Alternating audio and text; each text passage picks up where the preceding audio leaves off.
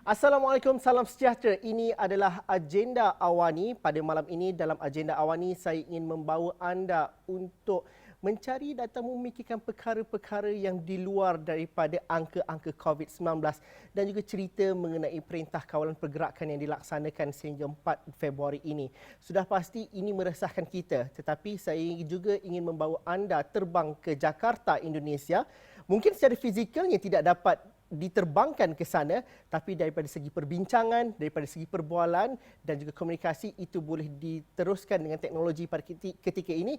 Kita mahu bercerita mengenai filem, perkara yang kita tidak lakukan sejak hampir setahun lalu, menonton wayang di panggung, tetapi saya ingin juga membawakan kisah kejayaan pengusaha ataupun karyawan Indonesia yang mampu menghasilkan filem sebelum pandemik dan juga menerima penerimaan yang baik di peringkat Indonesia dan juga di peringkat antarabangsa. Saya ingin bersama dengan pengarah filem Joko Anwar, merupakan pengarah filem bagi Perempuan Tanah Jahanam yang menang besar dalam Festival Filem Indonesia baru-baru ini yang diadakan sekitar bulan Disember yang lalu. Assalamualaikum, selamat sejahtera Bang Joko, apa khabar? Waalaikumsalam, baik-baik. Katanya Apa kabar Kuala Lumpur? Alhamdulillah, katanya kali terakhir ke Kuala Lumpur pada akhir tahun 2019. Ya, untuk mempromosikan Perempuan Tanah Jahanam dan Ratu Ilmu Hitam. Ratu Ilmu Hitam. Ya, Joko Anwar terkenal dengan filem-filem horornya, tapi profilnya lebih daripada itu. Perempuan Tanah Jahanam antara filem yang secara rasmi dihantar Indonesia untuk dicalonkan dalam kategori filem bahasa asing terbaik untuk Oscar 2021 yang bakal diadakan pada 25 April depan. Ini merupakan pertama kali Indonesia memperkenalkan filem horor di nominasi Oscar, dan di Oscar itu juga untuk kategori filem bahasa asing terbaik tidak banyak filem horor yang ditampilkan. Tetapi dengan rekod bahawa filem ini pernah ditayangkan di Sundance Film Festival pada tahun lepas, penerimaan yang baik di platform streaman, bagaimana Joko merasakan bahawa ini adalah kesempatan terbaik untuk Perempuan Tanah Jahanam untuk mendapat perhatian yang cukup besar di kalangan penggiat filem di Hollywood? sebenarnya ketika saya membuat Perempuan Tanah Jahanam, tujuannya pertama kali adalah untuk bercerita ke local audience, ke penonton Indonesia. Karena biasanya kalau saya membuat film, saya berusaha untuk menceritakan sesuatu yang relevan yang terjadi di Indonesia, tempat saya tinggal dan tempat pertama kali film itu diperkenalkan kepada penonton yang secara luas. Di Perempuan Tanah Jahanam tentunya ini adalah film horor, tapi juga ada beberapa isu yang relevan yang coba saya sampaikan lewat film ini. Tapi kemudian ternyata filmnya bisa juga diterima oleh halayak di luar Indonesia. Ini adalah sesuatu yang menggembirakan karena berarti filmnya bisa berbicara bukan hanya untuk penonton lokal Indonesia, tapi cerita isunya juga sangat relevan buat penonton di luar Indonesia. Tentunya ketika kita memiliki kesempatan untuk membawa film kita bisa ditonton oleh publik di luar dari negeri kita, ini berarti bahwa lebih banyak kesempatan kita memperkenalkan negara kita ke luar, bagaimana cara hidup, cara kita memandang hidup, perspektif kita terhadap beberapa isu yang relevan, dan ini tentunya sangat menggembirakan. Dimulai dari ketika filmnya diterima di Sundance Film Festival, kemudian juga di acquire oleh beberapa negara untuk ditayangkan baik di bioskop atau dirilis di Blu-ray disc atau DVD disc dan juga streaming platform. Ini berarti menambah halayak untuk film Perempuan Tanah Jahanam. Apa yang coba kita sampaikan sebagai filmmaker juga lebih banyak orang yang bisa menerima. Jadi ini sesuatu yang sangat baik. Kalau misalnya dihantarkan sebagai official selection dari Indonesia untuk mengikuti Academy Awards sebagai film horor, ini adalah satu accomplishment karena saya juga sebagai pembuat film ingin mengatakan bahwa film itu tidak ada class. There is no class, there is no kasta dalam film. Semua genre sama berharganya, dibuat dengan tenaga dan pemikiran yang sama. Sehingga ketika Perempuan Tanah Jahanam sebagai film horor dimasukkan sebagai official peserta untuk Oscar, sesuatu yang membanggakan karena ini berarti suatu accomplishment. Tapi Joko, filem horror itu juga sukar untuk dinobatkan ataupun diiktiraf sebagai filem terbaik malah di Indonesia sendiri. Apabila filem ini menang filem panjang terbaik pada Disember lalu, kru produksi dan juga Joko merasakan bahawa ini satu kejayaan untuk filem horror. Mungkin kerananya apa sebabnya? Adakah kerana filem horror itu kalau di Indonesia sering dikelaskan sebagai filem yang kurang berkualiti dan dipandang remeh, ataupun tidak ada nilai seninya, ataupun bagaimana kalau kita dapat fahami? Oke, film horor ini adalah genre yang paling mass. Artinya memang dia adalah satu genre yang dibuat untuk memberikan sensasi ketika kita menonton, terutama ketika menonton di bioskop. Jadi berbeda dengan film, misalnya drama yang bisa diisi dengan muatan sesuatu yang dianggap lebih penting, isu yang lebih penting, yang lebih relevan. Padahal ini adalah sesuatu yang salah karena film horor atau film apapun genrenya bisa dijadikan alat untuk mengatakan sesuatu. Bisa diisi dengan hal-hal yang relevan, isu-isu yang relevan yang bisa bagi penonton bukan hanya untuk mendapatkan kenikmatan ketika menonton, tapi juga sesuatu yang mereka bisa bawa setelah mereka selesai menonton film tersebut. Ada sesuatu yang tersisa di kepala mereka untuk mereka pikirkan. Dan dengan Perempuan Tanah Jahanam saya juga mencoba untuk melakukan itu. Film horor bukan cuma di Indonesia, saya kira yang dipandang lebih rendah dari film-film lain. Saya kira juga di negara-negara lain, bahkan di Hollywood juga film horor sangat jarang mendapatkan penghargaan, walaupun sebenarnya banyak sekali film horor yang layak untuk mendapatkan penghargaan, sama halnya dengan film dari genre lain. Dan sekarang sudah saatnya, it's time to accept the fact bahwa good film is good film, regardless of genre. Tetapi dalam masa yang sama, filem horror itu yang mampu diterima oleh ramai untuk buat duit cepat, memang ramai yang produksinya akan menghasilkan filem-filem horror. Joko bersetuju dengan perkara itu? Yes and no, karena banyak yang mengira bahwa bikin film horor itu lebih gampang, lebih mudah daripada membuat film dari genre lain.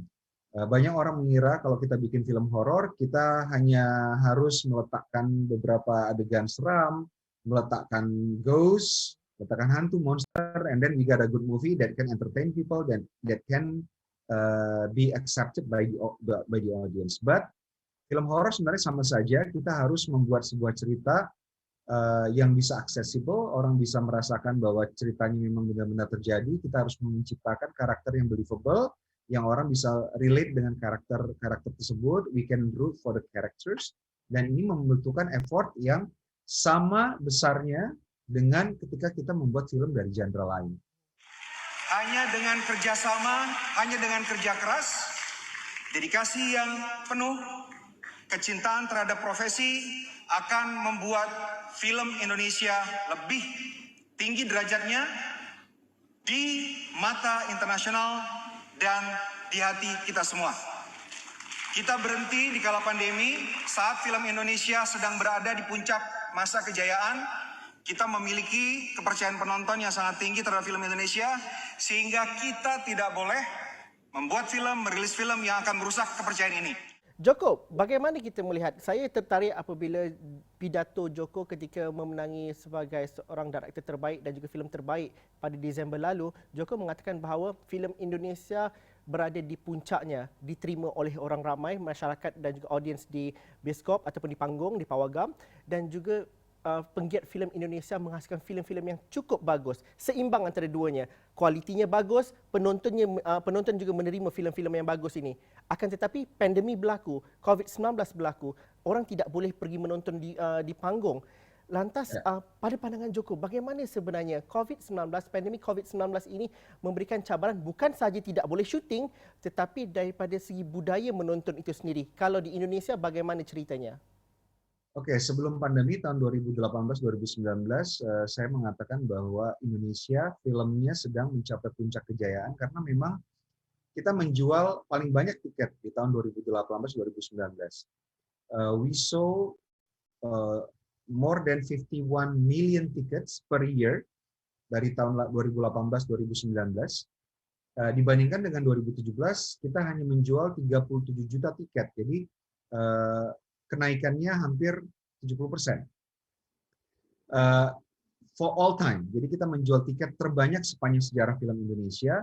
Dalam waktu bersamaan kita juga menciptakan film-film yang dianggap oleh penonton Indonesia layak untuk ditonton. Jadi kepercayaan penonton sangat tinggi terhadap film Indonesia karena kita berhasil menciptakan film yang ketika penonton menonton film Indonesia, mereka mau menonton film Indonesia lagi. Jadi tidak malah bilang, okay, I don't want to see Indonesian film anymore after they watch one film Indonesia gitu. Tapi ketika pandemi, penjualan tiket turun sampai dengan 76%. Artinya dari segi penjualan tiket turun karena memang bioskop tutup, tapi kepercayaan penonton terhadap film Indonesia tidak berubah. Jadi ketika nanti pandemi sudah bisa dikendalikan, in control, when we restart our industry, kita akan lebih mudah untuk mulai lagi karena kepercayaan penonton tetap ada untuk film Indonesia. Jadi itu impact dari pandemi. Tapi dalam masa yang sama, bagaimana industri perfilman di Indonesia pada ketika ini? Sudah mula syuting ataupun bagaimana? Syuting sudah dilaksanakan sejak bulan Juli tahun lalu, setelah berhenti dari mulai bulan March ke bulan Juli itu kita stop. Kemudian kita restart lagi dari mulai bulan Juli, tapi tentunya kita harus sangat strictly mengikuti protokol health protocol. Kita harus ikuti sekali. Yang paling terutama adalah kita membatasi jam syuting. Tadinya kita di Indonesia satu hari bisa syuting selama 16-17 jam, tapi karena pandemi kita batasi hanya 12 jam satu hari, sehingga shooting days-nya juga bertambah dari biasa. Mas Joko, Bang Joko, kita nak berhenti rehat seketika dahulu, tetapi kita sudah memulakan perbualan kita cukup besar daripada Sundance hinggalah ke Oscar dan juga kita bercerita mengenai Jakarta, tetapi mungkin peminat-peminat filem di Malaysia, di Kuala Lumpur mungkin bertanya siapakah sosok seorang Joko Anwar itu. Mungkin kita dapat berkenalan dengan lebih rapat selepas ini. Kita berhenti rehat seketika dahulu, kita jumpa lagi selepas ini.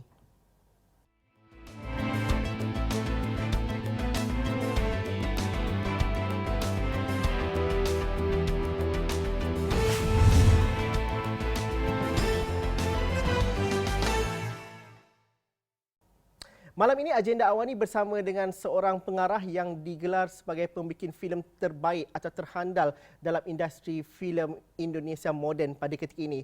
Kami bertuah dapat Joko Anwar pada malam ini.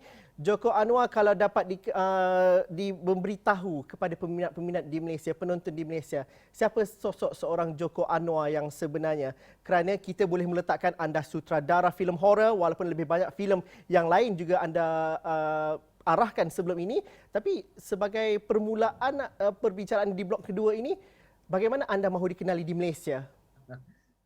Saya adalah seorang penulis skenario dan sutradara.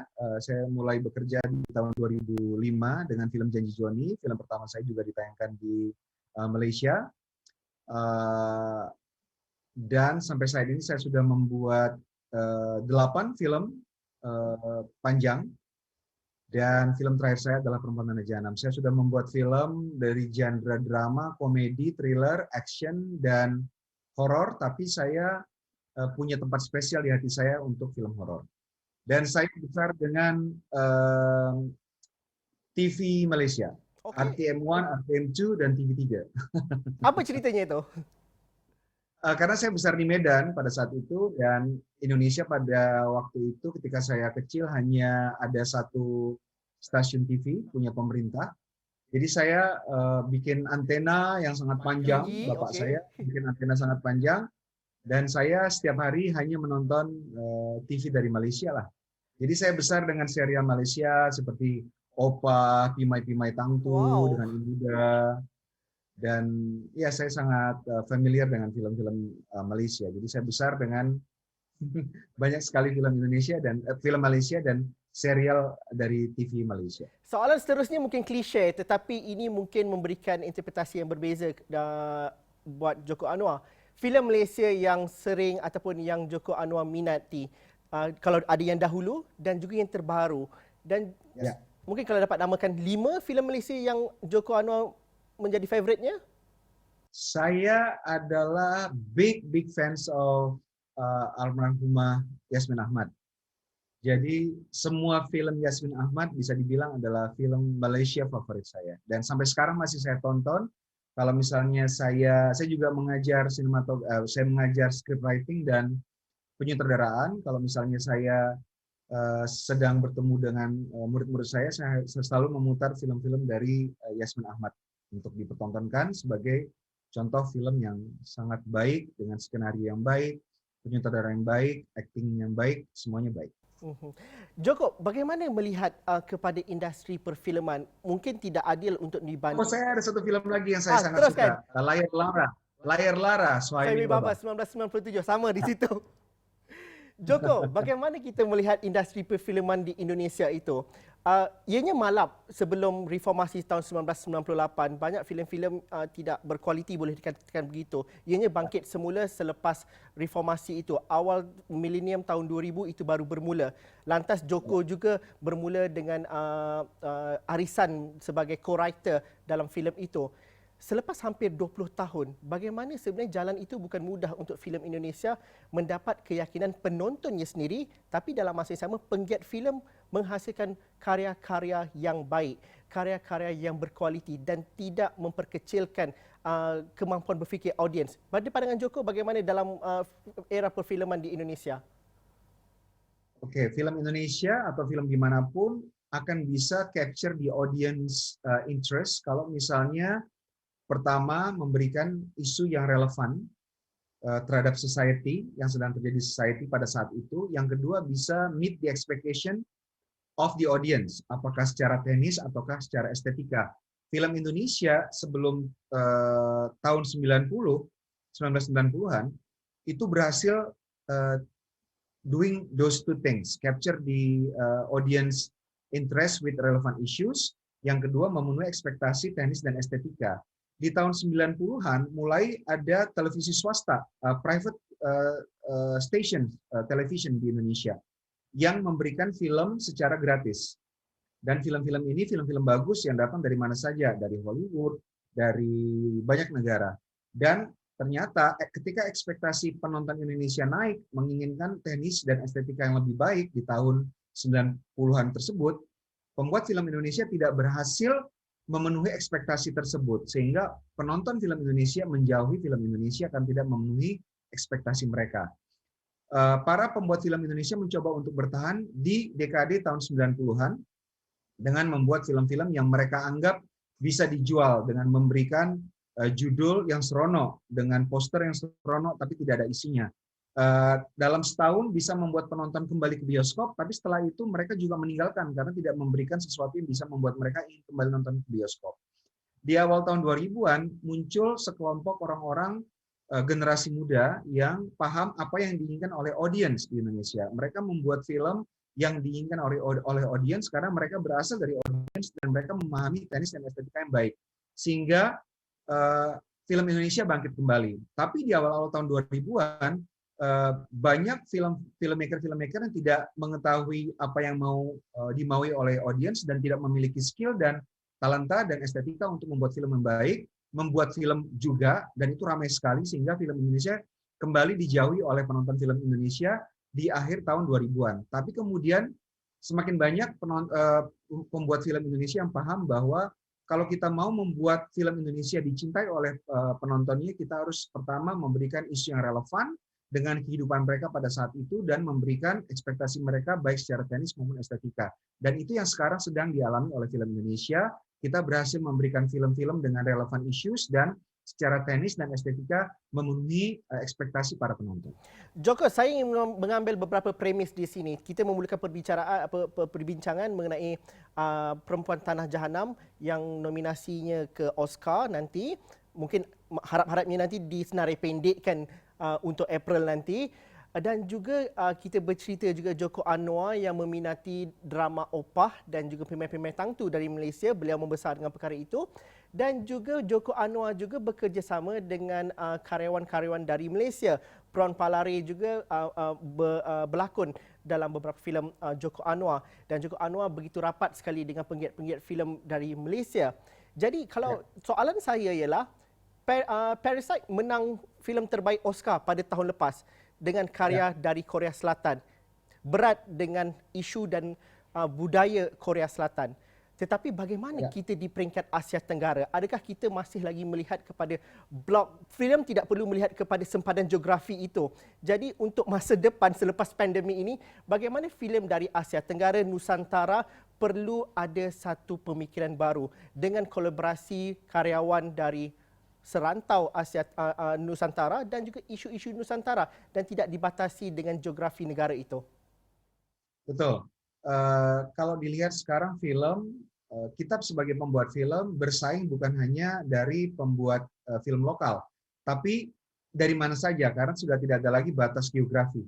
Karena sekarang film dengan gampang bisa diakses dari mana saja, terutama dengan adanya streaming platform. Jadi semua orang bisa menonton film dari negara mana saja, dari pembuat film siapa saja.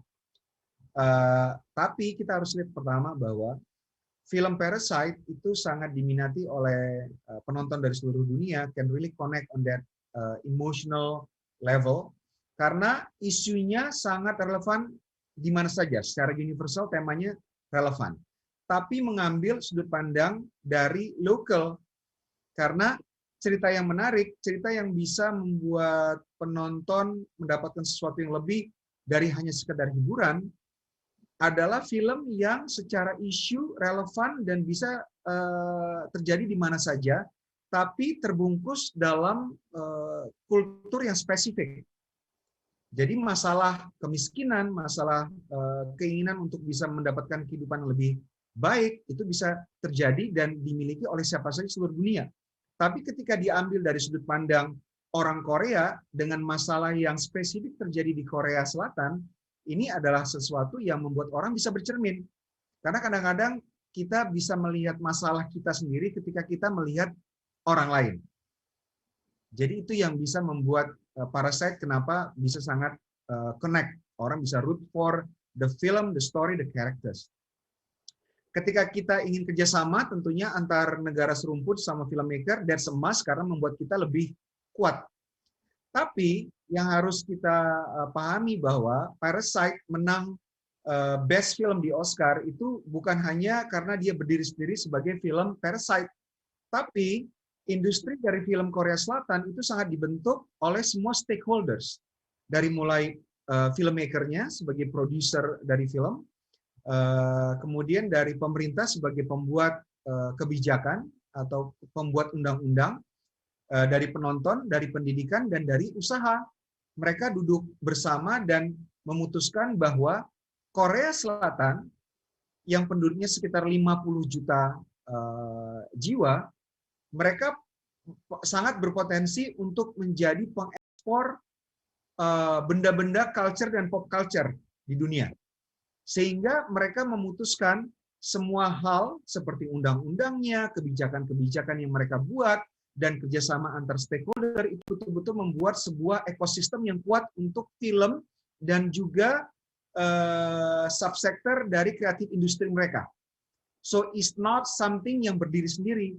Makanya ketika saya memberikan speech ketika Piala Citra, saya katakan bahwa keberhasilan film di sebuah negara tidak akan bisa terjadi dengan hanya mengandalkan keberhasilan dari satu orang atau satu pihak. Tapi semuanya harus bersama. Bekerja sama secara sinergis, membuat ekosistem yang sehat dan baik. Karena without that, tidak akan pernah terjadi. Tidak akan pernah terjadi seperti Korea Selatan yang memiliki industri film, musik yang sangat kuat. Karena everything is by design. So we have to start thinking about that. Joko, saya harap saya dapat berbincang spesifik perkara itu lebih panjang, tetapi saya ada berbaki 1.5 minit. Soalan saya yang terakhir, saya masih lagi mengidamkan bahawa karya Joko Anwar boleh bergabung bersama dengan karyawan-karyawan di Malaysia dan kita tampil dengan filem Nusantara yang lebih besar supaya budaya Nusantara itu dapat dijual. Kalau diberikan wishlist, siapa dan apa bentuknya kolaborasi antara negara yang Joko Anwar idamkan? Siapakah pelakonnya, siapakah pengarah ataupun siapakah bakat-bakat dari Malaysia yang mungkin Joko Anwar ingin bekerja sama sekali? Dan apa bentuk filemnya? Selain dari pemain-pemain yang sering saya ajak untuk bekerjasama di film-film saya kedepannya juga sudah merencanakan untuk bekerjasama dengan beberapa pengarah dari Malaysia. Siapa antaranya itu? It's still confidential, tapi his last film was actually his first film, but it was very good and we are very interested to work with him. So next time I will be producing his film. Okey, itu maksudnya tanda soal yang perlu dijawab. Joko Anwar jangan segan dan juga jangan menolak kalau kami tawarkan untuk ditemu bual lagi. Ini saja untuk malam ini. Terima kasih Joko Anwar, pembikin filem dari Indonesia, memberikan setidaknya escapism untuk kita di Malaysia, bercerita mengenai filem dalam konteks Asia Tenggara pada kali ini. Terima kasih Joko Anwar, terima kasih kepada anda yang menonton. Ada pandangan, ada cadangan, teruskan diskusi bersama kami di platform media sosial kami astroawani.com. Sekian saja agenda Awani untuk malam ini. Kita jumpa lagi.